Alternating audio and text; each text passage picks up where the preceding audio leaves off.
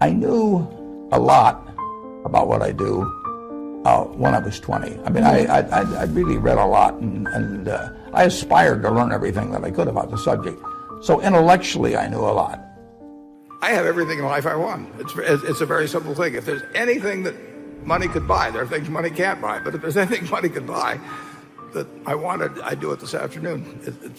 I wouldn't have any problem with that at all. I do not think that standard of living equates with cost of living beyond a certain point. I mean, up to a certain point, there's no question that it does. I mean, in terms of having good housing, good health service, good food, everything. But good transportation. But there's a point, I think, if anything, you start getting inverse correlation. My life would not be happier. In fact, it'd be worse if I had 6 or 8 houses, or a whole bunch of different things I could have. It just doesn't correlate. And so having everything I have, I mean, you can't have more than that. And that doesn't really make any. It makes a difference up to a point. I mean,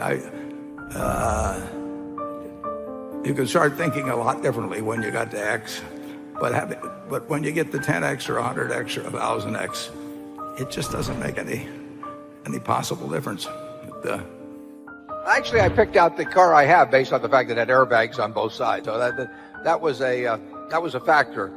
It may have been the first car of its type ever made with airbags, but I think my car actually, it's both heavy and has airbags, and those are 2 primary factors in safety. I don't think I don't think a safer car is necessarily being made. It might be safer to drive around in a big heavy-duty truck or something, but I'm not ready for that. Incidentally, on a car, I look at that like anything else. It would take me probably a half a day to go through the exercise of buying a car and reading the owner's manual and all of that. And that's just a half a day I don't want to give up in my life for no benefit. If I could write a check in 30 seconds and be in the same position I'm in now with a newer car, I'd be glad to do it this afternoon. But I don't like to trade away when there's really no benefit to me at all. I'm totally happy with the car. I just don't want to trade away the amount of time I'd have to spend fooling around to get familiar with and get title to and do all the rest of the things, pick one out, so a new car. But if there's a safer car made, I'll be driving in it. Well, in personal consumption, Warren is more frugal. Would you care to give an example? Warren lives in the same house he bought for a very modest price, in 1950 something? I bought it in 1958, and you moved into yours about 1960, didn't you? Yeah, and I paid more. Yeah. But he designed his own. He designed his own house. He did not pay an architect, right? I did. I paid an architect $1,900. Oh. It was as much as 30% of the normal price. Yeah. Notice how he remembers the details. Charlie, the frugality basically has helped Berkshire. And I look out at this audience and I see a bunch of understated, frugal people too. We collect you people. But forget about it this weekend. The more you buy, the more you save at these prices, folks. I knew a lot about what I do when I was 20. I mean, I really read a lot, and I aspired to learn everything that I could about the subject. So intellectually, I knew a lot. I did not know a lot about human behavior. I mean, that you can't learn really out of reading books, but it's very important to understand people. And I say to the students, just imagine you could buy, or you could be given 10% of the future earnings of one person that you know among everybody you know. Now, you're going to pick the person that's the smartest. You're going to pick the person that can dance the best, or that can run the fastest, or anything like that. You're going to pick the person that has the right habits, that is cheerful, generous, gives other people credit for what they do. And when you look at all of the qualities that you admire in other people, which would cause you to pick that person, say to yourself, which of those qualities can't I have myself? Because they are, you determine whether you have them. So just write them down on a piece of paper. Who is the person that you admire the most or like the best? Why do I like them? And just write down and then say, which of these can I do myself? And the truth is you can do them. And then you also, if you really want to carry it to the next extreme, you pick the person you dislike the most. And why do you dislike that person? You know, and you know, they're never fair about things, basically. They always claim more credit than they're due and everything. And write down those qualities and say, if you dislike that in some other person, why in the world would you want to have those yourself? So you just get rid of those. And it's a pretty simple thing to do.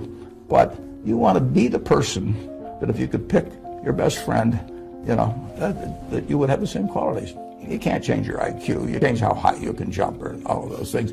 But if you look around the world, people that succeed, other people want to work with, the natural leaders, it isn't because they have the highest IQ or they can kick a football the furthest, anything like that. They're people that you want to work with. I mean, I've got a wonderful friend named Tom Murphy. You know, I would do anything for him. You know, he's never going to ask me to do it, but I mean, I want to. But I want to do it. I mean, I want to do it. I mean, he's done so many things for me, and you know, he didn't have to pay me to do it or anything of the sort. That's what you want to. You want to look for that, and then you want to be that. It's interesting. I'm going to meet Chelsea Clinton in about a week, and I'll bet I'll bet after I've hired now these 3 people in the office, and they must have really impressed me. When, you know, because I don't read as fast as I used to, but I've always loved to read, and I like to read biographies. I just read the book, The Patriarch, about Joe Kennedy, for example. I love reading biographies. If you get one message from our talk today, read Katharine Graham's personal history. It's a remarkable story. It's about a woman who lived an incredibly interesting life in all these positions. I mean, she was seeing the world, a very interesting world from the most interesting perch. And the amazing thing about it, it's totally honest. It's totally honest.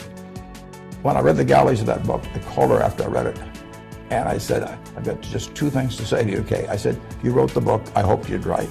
And then I said, I'm never going to try and write a book because yours is too honest. I said, in my book, I want to look like Arnold Schwarzenegger. And, you know, I am not capable of writing an honest book. So you set a standard I can't meet. Well, I am really a creature of habit. But I read at least 5 hours, probably 6 hours a day. And I just like to read. Now, a lot of it ties in with the business I do. But I enjoy it. I wouldn't be doing it otherwise. I mean, if I'd rather be out on a yacht or out playing golf all the time, I'd do that. But I just love getting more information, and I like building Berkshire. It is my canvas. So I spend a lot of time doing that. I play some bridge. I talk to my friends, and I pretty much don't do anything I don't like to do. I'm very fortunate in that. I mean, I really don't have to. Do almost anything. I mean, you know, I would not like to be president of certain organizations because there's so many obligatory duties, you know, lots of speeches or something of that sort. And I am pretty much in command of my own time, and you can say, well, it's kind of a crazy way to spend it, you know, but I have a lot of fun doing it.